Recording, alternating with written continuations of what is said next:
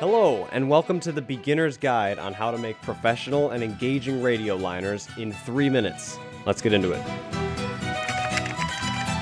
Step 1, writing a script. Script writing can be beneficial. I'm reading off of one right now, but it's not required. I never write scripts, because for short-form liners, I've got enough ideas in my head where I can just get the ball rolling, and it usually ends up pretty good. I've met professional imaging directors from giant stations, who often don't even write scripts either. But if you do write a script, include all the dialogue, sound effects, music, everything you want to be in the finished promo. Step 2, finding your radio voice. It's important to remember that loud doesn't equal fun. If you eat the mic, you're gonna ruin the audio, nothing's gonna sound good at all. Unsalvageable, really. Try impersonating a movie trailer voice to get yourself in the mindset. And if you suck at doing radio voices, then get somebody else to do it. There's nothing wrong with that. Step 3, recording.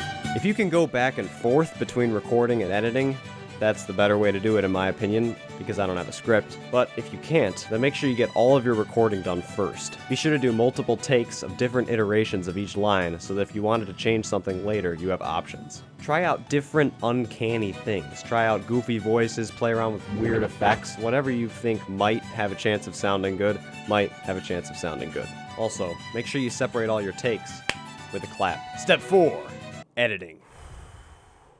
It's time to cook. Sound effects. There's all kinds of ways to get sound effects on the internet. Pixabay, Production Crate, Benstown, YouTube, Zapsplat. I could keep going. I primarily use 3 types of sound effects. Risers, to build up to something. Impacts, what you're building up to add some life into the music or subject of the promo. And transitions, to switch things up like stitching 2 songs together. But there's all kinds of fun sounds you can use to add some life.